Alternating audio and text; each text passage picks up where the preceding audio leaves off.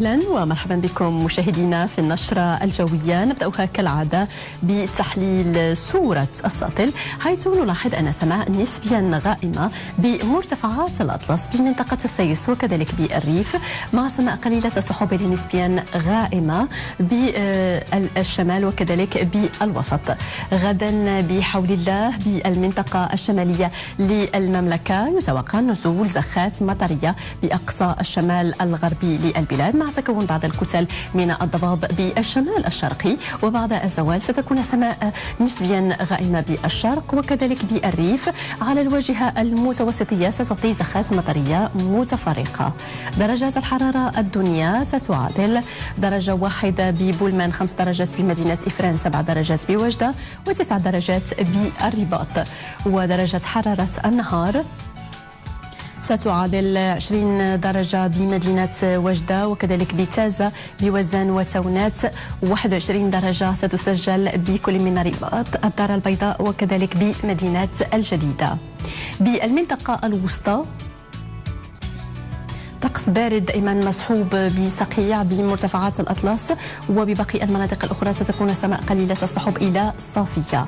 درجات الحرارة ستعادل 10 درجات بالرشيدية وكذلك بورزازات، 11 درجة ستسجل ببني ملال و12 درجة بمدينة مراكش.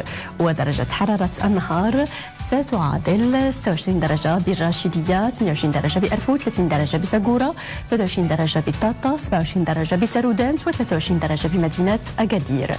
بشمال الأقاليم الجنوبية يتوقع بحول الله تكون ضباب بالقرب من السواحل، وباقي المناطق الأخرى سماء قليلة السحب إلى صافية.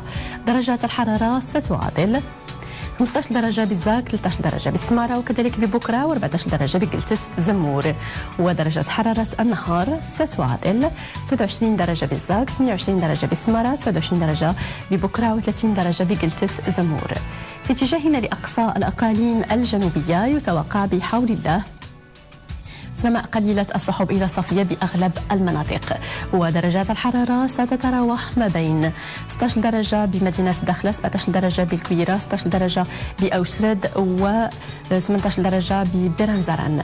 ودرجات الحرارة العليا ستعادل 33 درجة بكل من برنزران وكذلك بأوسرد، 27 درجة بالكويرة و23 درجة بمدينة الداخلة.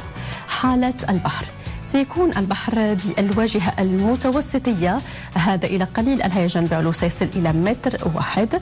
بالبوغا سيكون قليل الهيجان إلى هائج بعلو 150 سنتيمتر.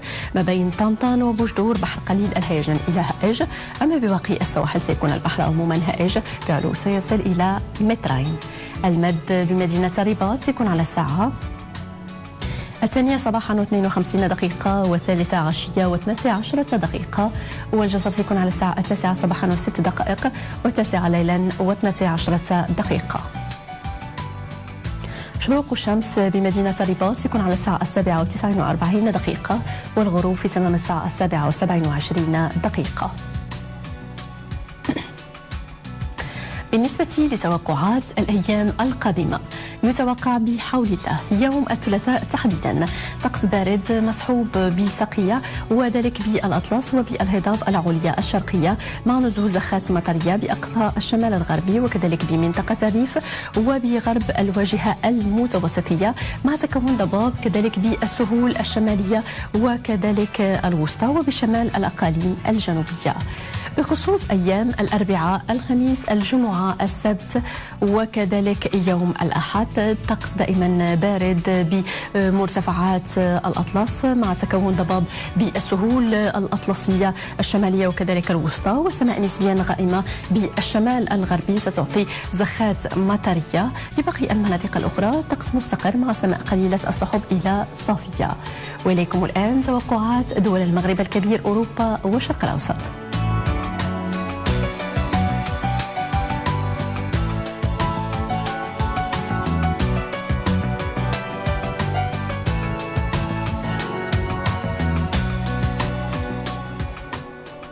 شكرا للمتابعة، إلى اللقاء.